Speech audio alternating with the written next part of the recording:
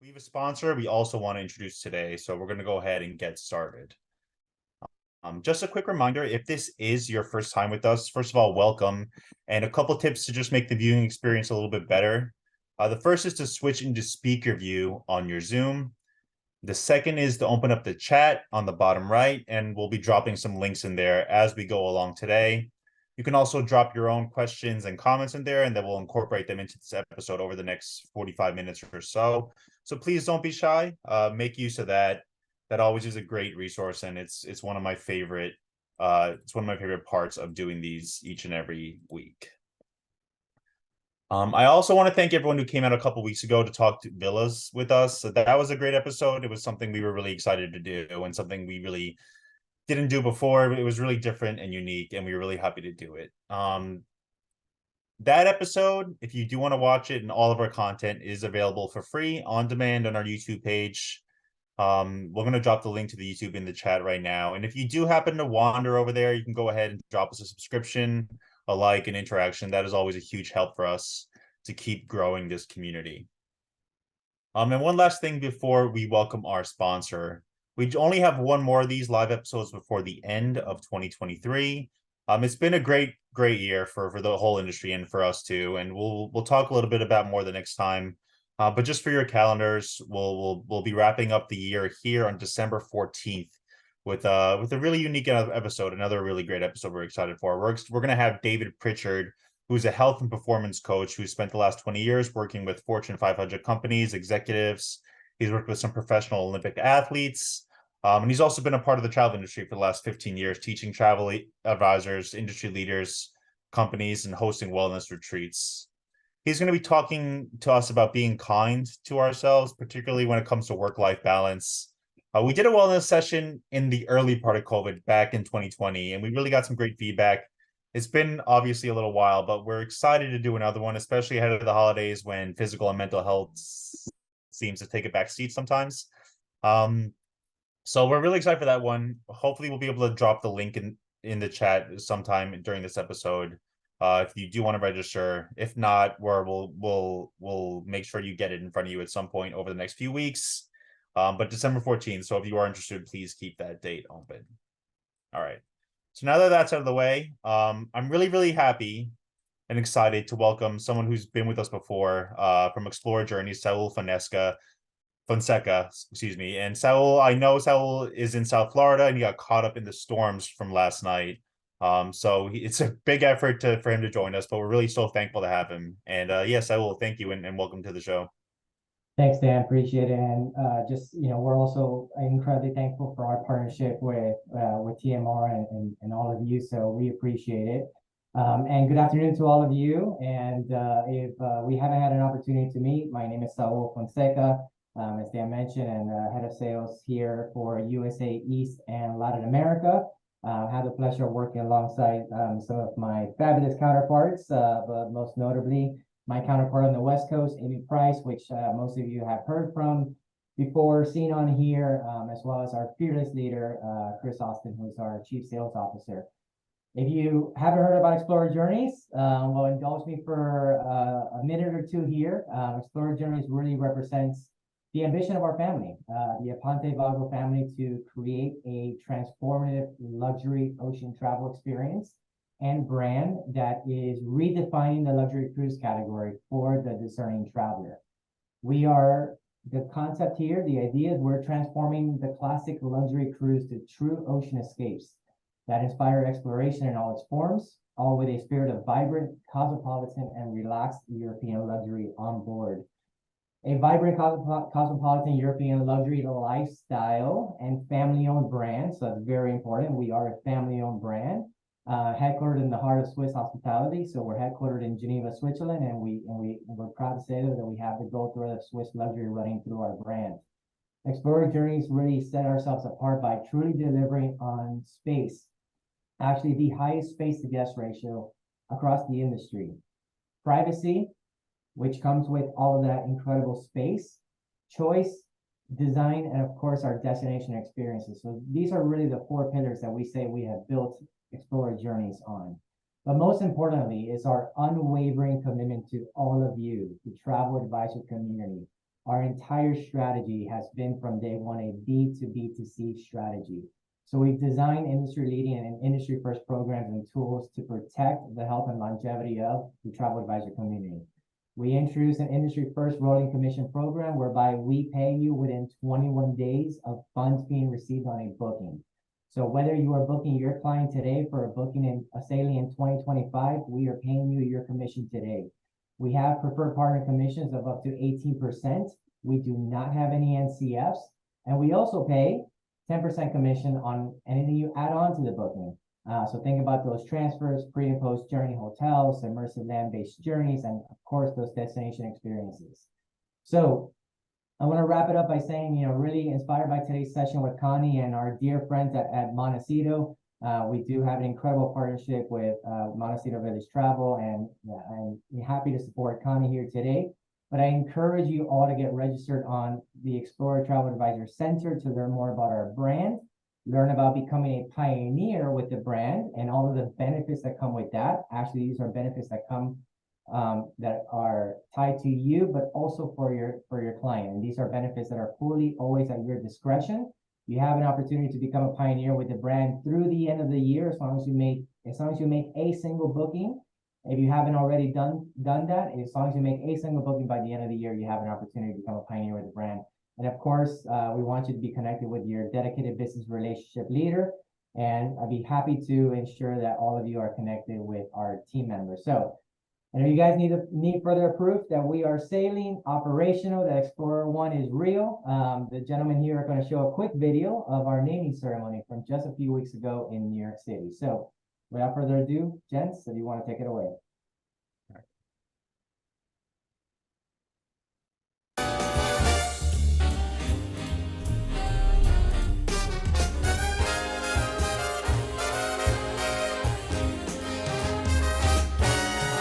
Welcome to New York.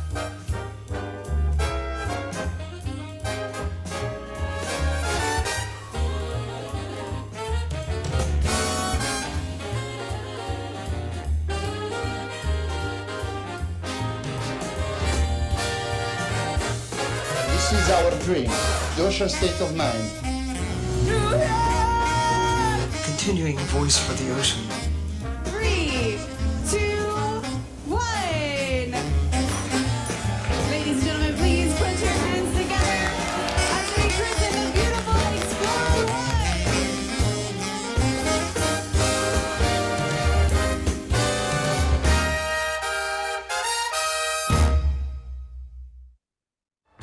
There's never been a better time to get.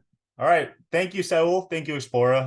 That was really nice to see. I do want to jump right into our guest here today because I know we have a lot to get to, and I know we opened up the room a little bit late this morning. I'm really so excited to welcome Connie Miller here.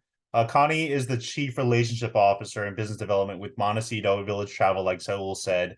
Connie, I want to tell everyone before I welcome you is that I know we had a scheduling conflict with our original guest this week, and you were kind enough to lend us your time today. So I just want to say a huge thank you from you to the whole TMR team and for everyone on the call. But first of all, Connie, welcome, and thanks for joining us today.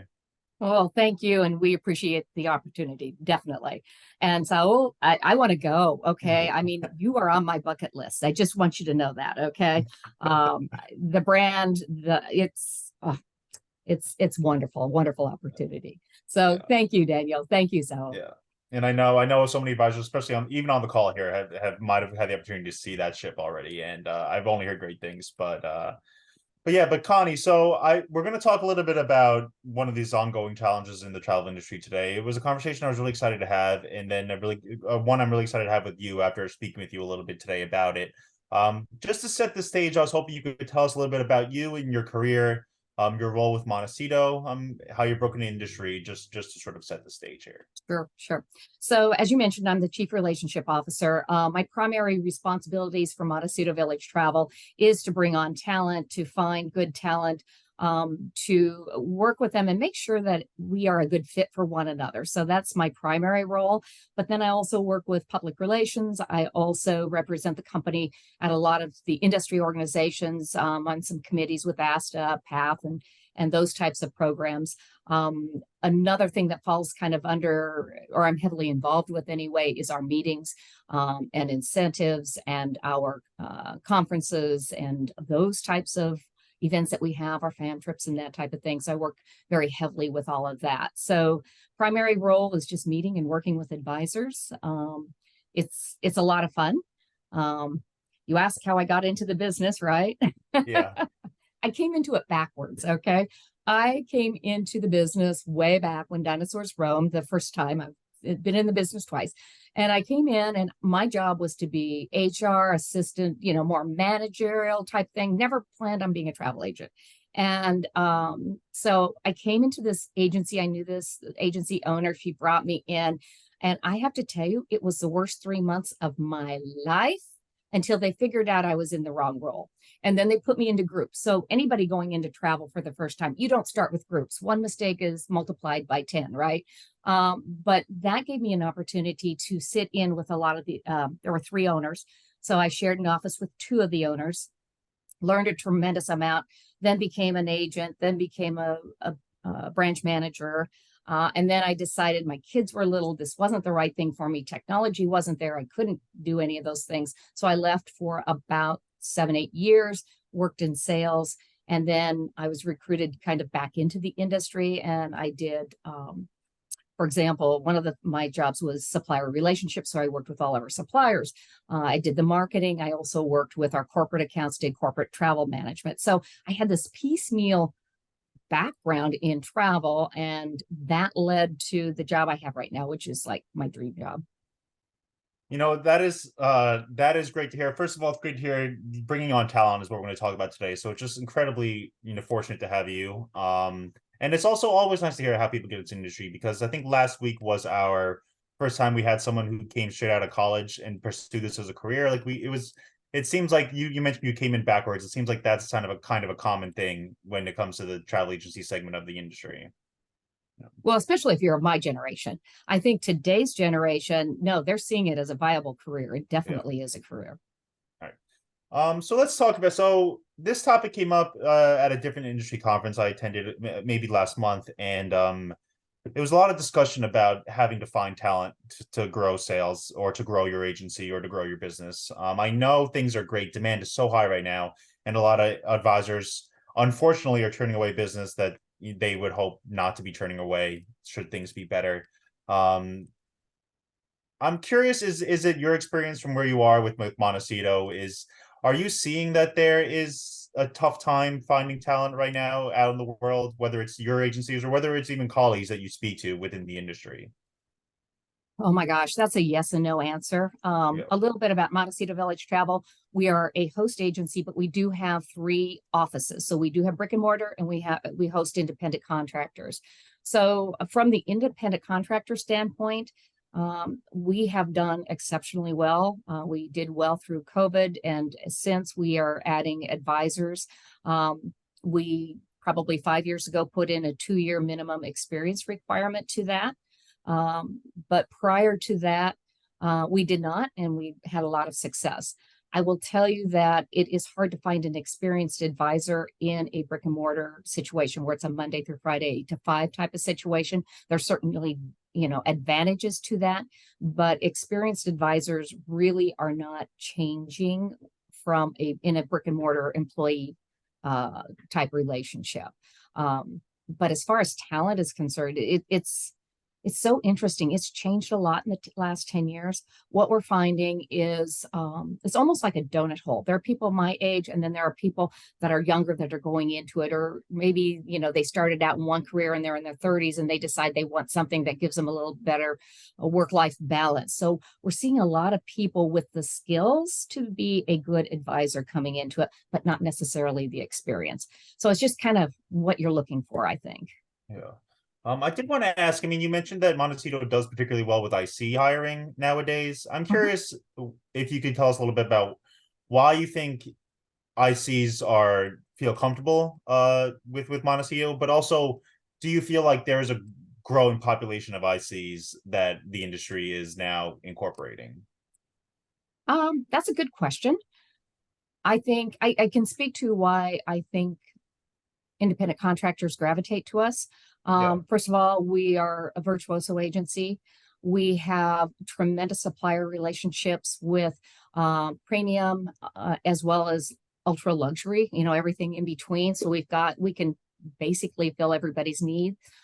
We have all 4 GDS systems. So if you've got GDS advisors, we have an air desk, we have all of those types of things. But with our advisor committee, we ask our advisor committee and says, okay, so why did you come to us? Why do you stay with us?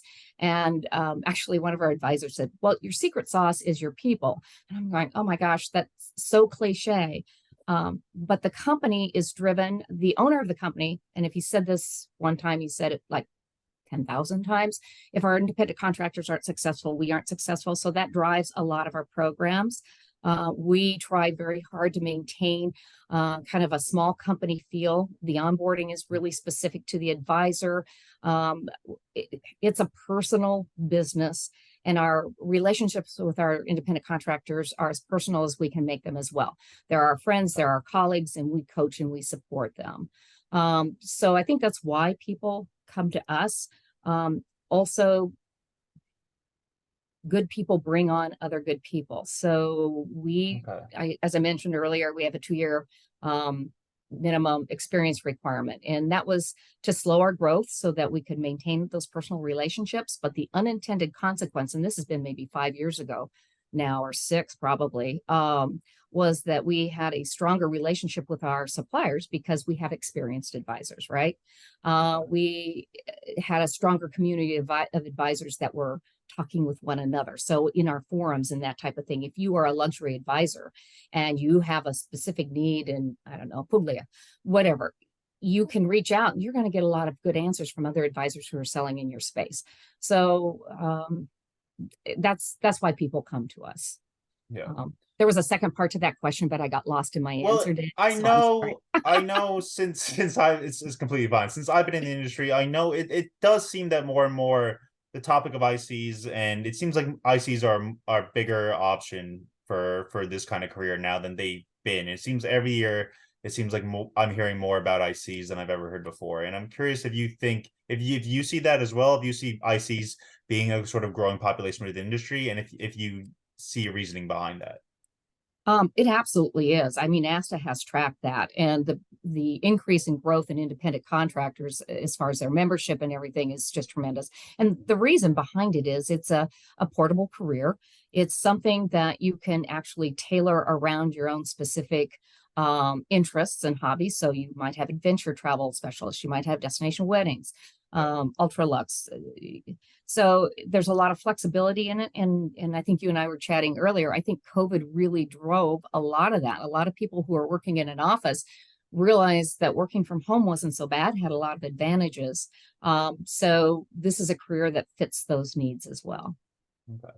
All right. So I know we have a lot to get to. I get the feeling that we're going to be jumping around when we get drawn into these topics, but I do want to start off, Connie, with just talking about identifying strong candidates, because I know that's sort of step one when you're going into this. Do you have any advice for identifying strong candidates who might fit into a travel advisor career, who maybe don't have the wealth of experience that veteran agents that would be an obvious fit would have? Yeah. Well, and it's true in every industry. You've heard it before, but you hire for attitude, you hire for personality, you hire for potential. People can learn skills, right? Everybody can learn skills. They can learn destinations. So if you're hiring somebody new to the industry, you need to find somebody who has a service mindset, and I think it's also important that they speak well and they speak from the position of how they can best serve their client. So I think that's the most important thing. And then if you're bringing somebody into a brick and mortar situation, for example, you've got to make sure that the personality works with the team. That is really critical, because in an office environment, there is a lot of synergy and there's a lot of support for one another. And that's critical too. I mean, my question to that would be, how do you make that? It has to be difficult making that determination when you're interviewing a candidate who maybe hasn't come in through referrals, came through an online portal or some other avenue. It's always a sort of a semi leap of faith when you're hiring someone. Yeah. I mean, how do you, first of all, I guess let's talk about the brick and mortar, because that seems to be more a better question for right now. I mean, how do you identify people who might fit into a team? Is there a process you use or the rules you follow? Oh, definitely talk to the person. Talk. Have multiple conversations with them. Don't just have one conversation. And sometimes it's really hard. I know, we've had difficulty hiring people to come in, right, into a brick and mortar because it's tough. You know, the starting salary isn't as high as it will be in a few years. Okay. Right. You know, so they've got to have a passion for travel and love it. But there also has to be opportunity for growth for them. So when you sit down and you talk with someone, you need to find out what their aspirations are. Do they want to become a travel advisor? What is their plan down the road, right? Where's their passion? Are they detail minded? And that really comes through conversations about their past experiences. In this industry, whether you work as an employee or as an independent contractor, you are creating your own brand and you are creating your own, you're running your own business, because almost every inside agent, if you want to call them an inside agent, is still working on some type of bonus or commission for their sales and things. But what we do in our offices, in fact, in all of our offices, a lot of times when we bring somebody on, they come on as an admin. Okay. And there's a 90-day waiting period. You know, find out, do they like it? Do they like the detail? It also lets them know whether travel is really right for them. You know, I talk to a lot of people who think, oh, I want to be this, and they're just dumbfounded when they realize how much work it is. And how much they have to be an entrepreneur. So in a brick and mortar environment, bringing somebody in with potential as an admin is the way to start, I think. Yeah, and I've heard that before too, is that seems to be a common way to get people incorporated into your agency. Like you mentioned, see if the personalities fit within the team, joining as an admin, because they'll be able to oversee what exactly your sales agents are maybe doing. So it seems like a decent idea. I do want to ask, so you mentioned having a service mindset is a good way to knowing their aspirations and how they want to develop their career in the future is a good way of knowing too. Another thing I've heard in the past, and I'm curious if this is something that maybe you would follow as well, is that past travel experience for one advisor. She mentioned that that's a deal breaker for her. If there's a new candidate coming in who does not have travel experience, who has not spent the resources or had the time to travel because of their love of travel, she said that was a deal breaker. And I'm curious, is that something that you look for? Do you look for a record of past travel experiences when you're talking to a candidate? Usually the people coming in will share with you every trip that they've ever taken and what they've gained from it. So you get a good concept as to whether or not they've traveled, right? Yeah. Because we love travel. We talk about travel. I would say it's not a deal breaker. Okay. I came into the industry again a long time ago, and I hadn't traveled much myself, but I had curiosity. I had interest in destinations. I could study, I could learn. So I think that still holds true today. I wouldn't call it a deal breaker, but I will tell you that if you've traveled yourself a fair amount, there are certain nuances to travel that you understand that make it easier. So maybe the distance is just a little bit further if you don't have that travel experience. But if you're great with people relationships, if you're great with prospecting, if you're great with you can be successful. Absolutely, you can be successful.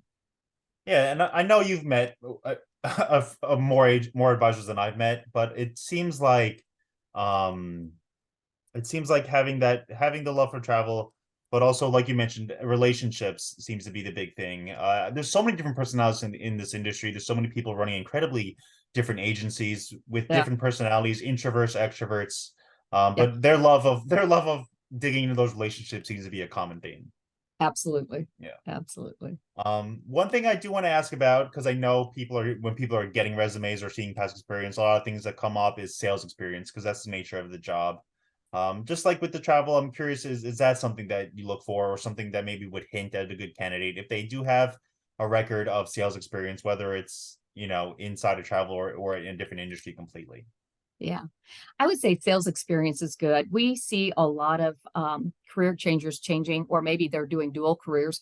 They're attorneys, or they're realtors, or they've had their own business. I mean, if they've had their own business, so maybe being an entrepreneur is maybe a better degree of success than whether or not they've been in sales. Sales experience will definitely help you. You'll know when to close. You'll know when the cues are. You won't overtalk a client. You'll ask the right questions. So sales skills are always important. you can learn sales skills.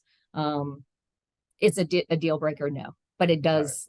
We see a lot of people in sales coming over to travel.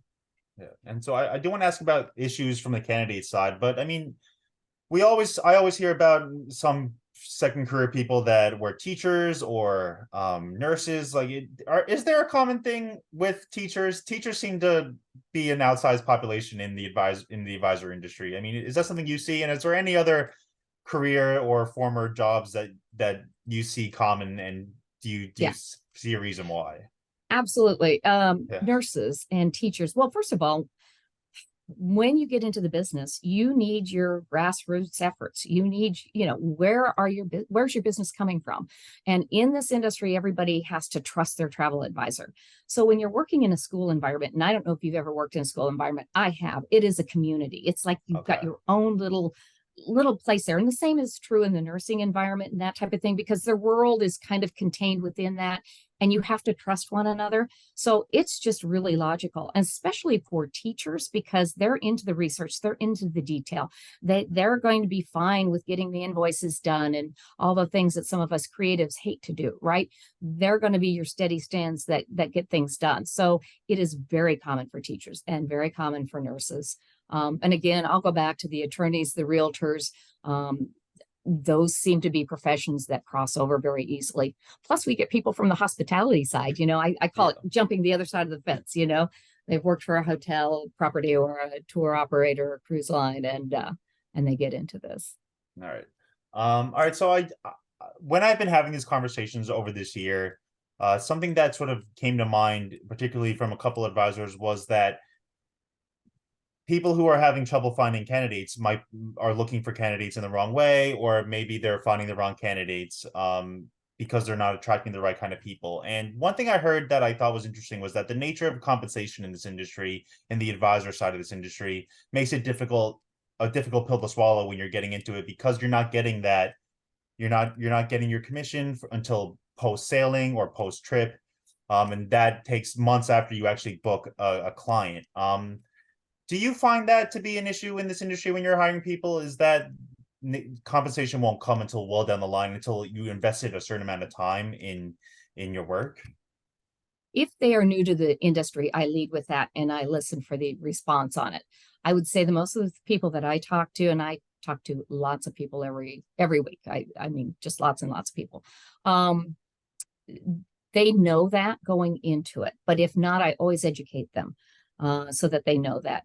Now, there are ways around it. One of, what is one drawback is also an advantage. So if you've got a day job, right, and you have a passion for travel, you can start this on a part-time basis. You can start with groups, or you can start with whatever your passion is, and you can do your learning while you still have that income coming in until you can transition over. One of our ICs just this last October gave up his day job, if you will, his career for 20 some years, and now is a full-time travel advisor.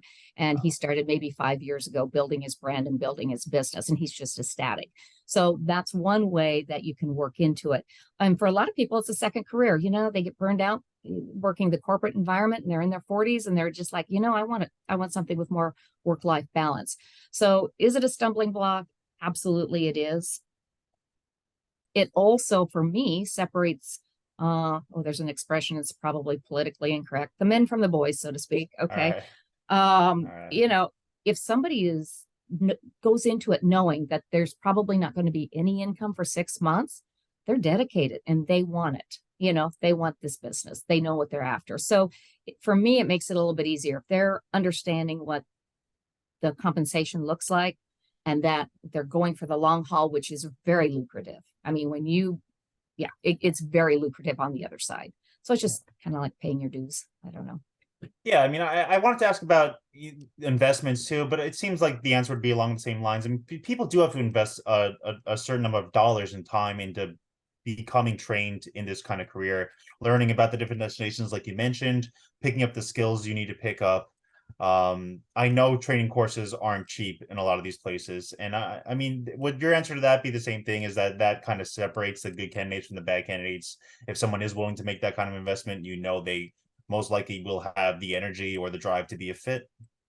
Well, and I like how you said it's an investment. If people see it as an expense, then they're not in the right mindset. If they see it as an investment, and then you can be smart about it. You work with your suppliers. You tell them what you want to do. You build marketing plans. There's discounted travel in here.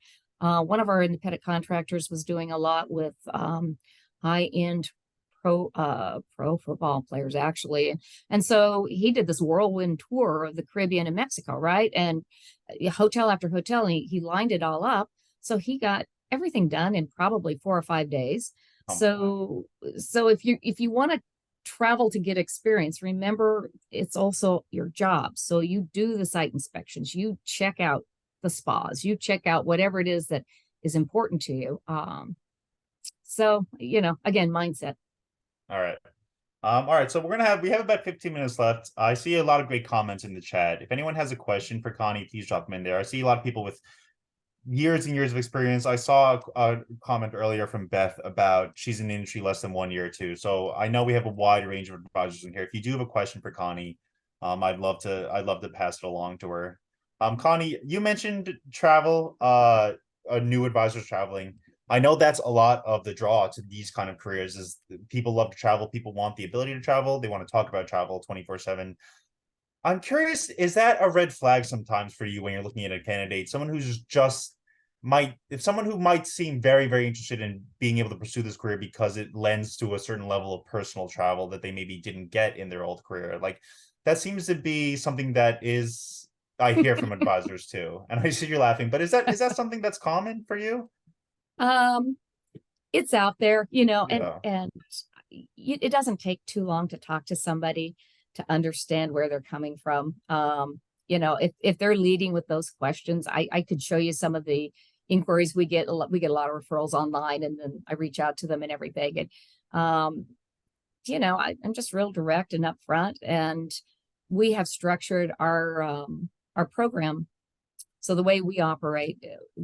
It's easy. Oh, how do I say this? We don't have a lot of monthly fees or anything along those lines, right? Okay. But if you aren't generating at a certain level, our commission levels are lower. So that kind of factors people out, right? It makes them go elsewhere.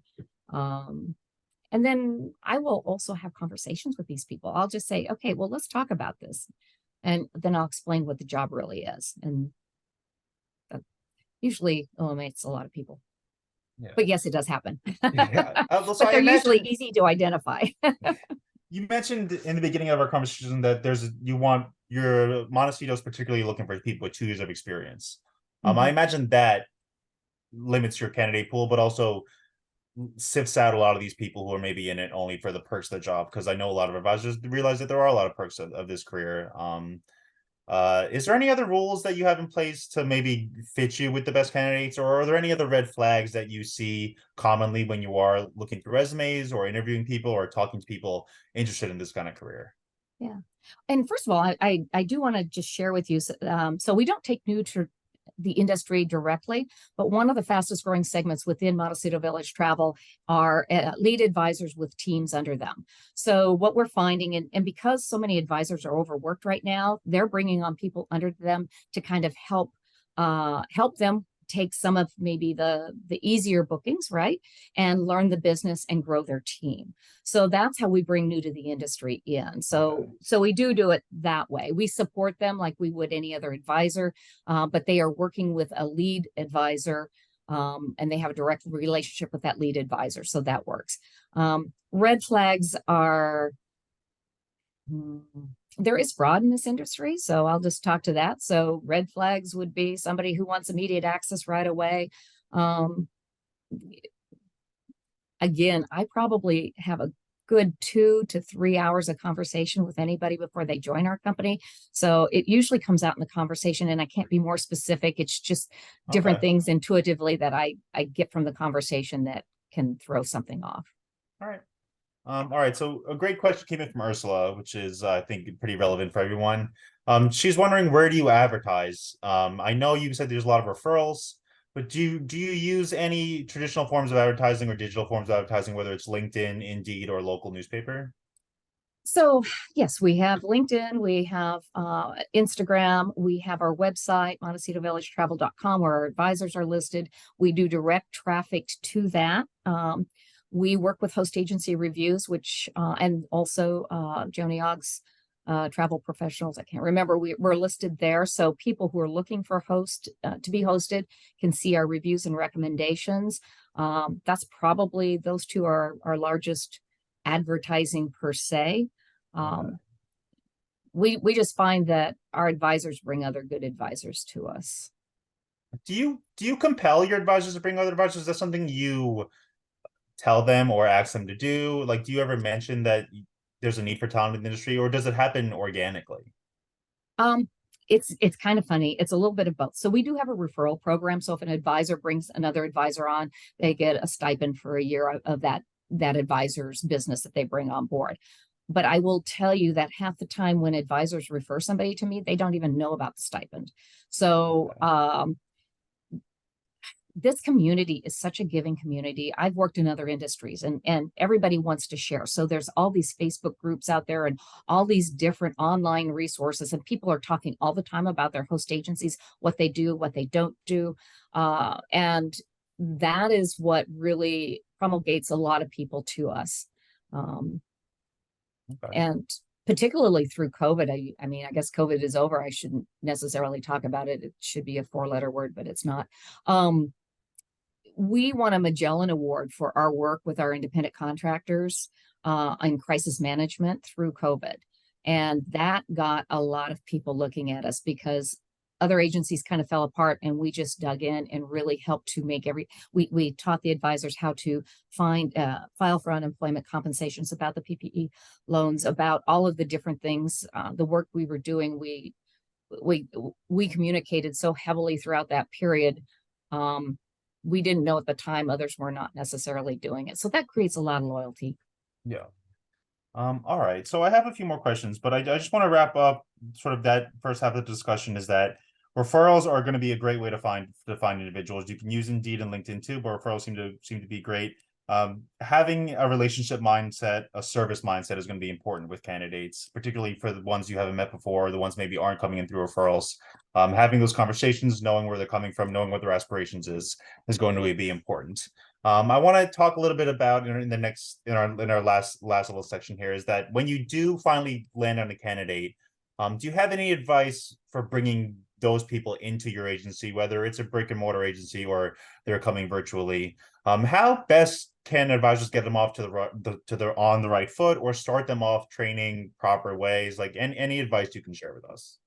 Sure. You have to regularly meet with that individual, set goals, provide opportunities for training and education. In your marketplace, you may know that certain suppliers are better than others for certain destinations, right? I mean, you sell a lot of this, you sell a lot of that. It could be a destination or whatever. So I would recommend you assign those advisors to learn that. I mean, that's kind of basic 101 stuff. But then I think you could take it another step further. If I'm a lead agent, whether I'm a manager or coworker or whatever, and I've got a trip request that comes in, I would have that new person do the same research for that same trip, right? And then compare the two answers. And, well, I chose this because blah, blah, blah. And they may come up with things you never thought of. So you can learn from one another, but it also gives that advisor, the new advisor, some guidance. Okay, this has been my assignment. This is what I did. This is what they did. Where's the difference and what makes it work? So you can't expect what you don't inspect, and don't just assume they're going to be able to do it. You have to check in and communicate. So we have a great question from Sheila in the chat, and she said that she has 0 ICs right now, but she needs assistance to continue to grow. What recommendations does Connie have for finding help with an agency with currently no ICs? Well, there's services out there. If you want to do, like, Lucinda is out there, and was there Pineapple Express or something like that. So if you're looking for virtual assistance, that's an opportunity. A lot of our advisors that need assistance will work with friends and family and bring them into the business. It's, they already kind of understand what the business is, and it can be lucrative. If it's a college student, they need money, and they can take some of the more tedious tasks, and you probably trust them to do the invoicing and those types of things. Get smarter with technology. The one thing that frustrates me a little bit about this industry is the vast difference in how much acceptance there is of technology, or a willingness to learn technology. There are programs out there that will do everything and automate everything for you. Get online, dig in. It may take a little bit of time, but the work you put up front is going to save you on the back end tremendously. Yeah, that is interesting, Connie, because it does seem that at a certain point in this industry, technology was the enemy. Like it seemed to be the competition for advisors. It does seem like now when I'm talking to advisors about artificial intelligence in particular, more and more people seem to want to embrace it and figure out a way how to use it in their business. But it is interesting to hear from you that some people are still adverse to that kind of technology. Yeah. Well, and yeah, there's so many products out there that can streamline your follow-up responses and everything.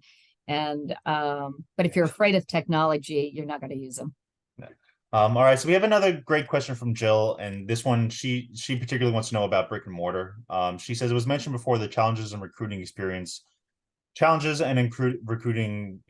advisors for brick and mortar locations. Are there any other tips on how to overcome those challenges? And I think what we were talking about before, Connie, was it's difficult to get people to come into the office sometimes, whether you're in travel or outside of this industry. It seems to be a challenge. Anything you can think of to help with people who do want to bring individuals into their brick and mortar location? Work with your existing agents, see who they know. They're communicating with advisors and other agencies, and every office has its pluses and minuses, so and you could even do a referral program internally, although that's a little harsh and that might turn off a prospective employee. Hot travel jobs, I think we've used them in the past. I'll just share with you, it is difficult. I remember earlier this year we were looking for somebody within our office in Omaha, and people would make appointments and never show up. I mean, it was just crazy. They reached out to us, they'd have a conversation, and then just ghost us. So I guess don't take it personally, and network your network. I don't know if any of you belong to different networking groups. I personally do, and it helps bring business into our Omaha location because I'm really proud of Omaha and I live here, right? But also through that networking group, I said, we are looking for somebody who's looking for a career in travel. And these are some of the skill sets. And I got several good referrals from some of them were teachers, actually, Daniel. Yeah. So, all right, cool. You just have to talk to people and tell them what you're looking for and what you need. There does seem to be, though, when you mentioned that you're looking for anyone looking for a career in travel, that is such a appetizing sentence. Because I know, again, like we mentioned, so many people love to travel. So many people spend their life working to be able to afford to be able to travel, or spend their life saving to spend however many years when they're retired to travel. It seems so appetizing. But like we talked about, there are harsh realities of this career that seem to confront people when they do pursue it. It just seems like it seems like something very difficult to balance, especially when you're trying to bring people on, people who maybe do not know about those harsh realities just yet. Right. Well, it's just tough, and it's you got to find people who are willing to go into it for the long term and not get the big salary right out the gate. And that's hard, delayed gratification, if you will. I don't know. Yeah. What would you say to people who are maybe, and you've been in this industry, I know you've been in this industry for several decades, Connie, and you were spending a little time outside the industry, and now you're fully back in it with Montecito. I mean, what would you say to people who are unsure about the future of this kind of career, who do see things like technology, see things like AI, and maybe would love to start selling travel, but are unsure about doing it simply because they think maybe their job is going to be replaceable in 5-10 years? Would you have any words of wisdom for that kind of candidate? I would say AI will help you be a better advisor, but what you can't get from AI is what we have right here, talking to one another, the nuances. When you talk to somebody who's sitting across from you and about a trip or something like that, how does AI pick up the sparkle in a person's eye when you mention one certain thing? And then it goes back to imagination, and AI regurgitates a lot of what's out there, so it's going to help you, but the fine tuning is where you get to really dig in and be your best. And in the long run, you're going to be able to do more with less because AI will do this part of the work. You'll do the icing, the finishing on it. AI will not take over this job. It will help this job. So I just have a couple more and then we're gonna wrap up. One thing I have heard from people who are running luxury agencies in particular, and this was, I thought, again, was something that I would never realize on my own, is that they do not want people coming in and joining the agency who are selling out of their own pocket. An advisor told me they want to hire advisors who did not sell from their own pocket. They want to hire those people who are recognize what high-end travelers want. And I'm curious if that's something you've experienced or something that you've picked up on, is that maybe people have to escape that kind of mindset when they are entering this industry. I think everybody has to be coached on it. I mean, I think there are very few that are super, super comfortable at pricing and promoting. But what you have to do is really know your client, and luxury means something different to everybody. So one of the good questions to ask is, so what was your last trip? Where did you stay? What did you enjoy about it? That type of thing. But selling out of your own pocketbook is really a big mistake. You just have to be cautioned about it. One of the first things I learned way back when dinosaurs roamed and I started was, nobody ever gets mad if you put them in a nicer hotel than they expected. But the reverse is not the same. Don't put them in a worse hotel than the biggest mistake you can do is put them in a bad hotel. But then, knowing your client, explaining, letting them know they deserve it. There's a whole psychology with all the different generations, how to sell it. So you can get into that as well too. Yeah. Yeah. I think that's just a perfect line, is that no one got upset that their hotel was too nice. That does, yeah. That is, I think, is something smart and something to keep in mind as we go along. All right. So I just have one more, Connie, and then we're going to wrap up. Just when we were speaking before, you mentioned something that I thought was really insightful that I wanted everyone to hear. You mentioned that there's a new generation who are really anxious to work for travel advisors. They're really excited is probably a better term, to work with travel advisors. People who are used to hiring for certain services and are comfortable doing so and paying the price to do so when it comes to travel too. And I was hoping you could tell us a little bit about what you've seen, what Montecito's seen when it comes to these new people Sure. who are seeking these services. Sure. What we're seeing is, in what we were talking about is, people of my generation, 55 plus, right? They're comfortable using a travel advisor. They want it. They need it. They need that handholding. They need all of that. Now you get to the millennials, they're kind of the do-it-yourself generation. When you go below that, you are dealing with a group of people that have services for everything. Uber Eats and anything they want to do, they can do online, have it done for them, and they're willing to pay for that expertise. So there's kind of this donut hole there. So that's another thing that tells me that travel's really going to continue. Travel advisors as a profession is going to continue because people, the next generation that's coming up, really appreciates and understands the value of service and knowledge and expertise.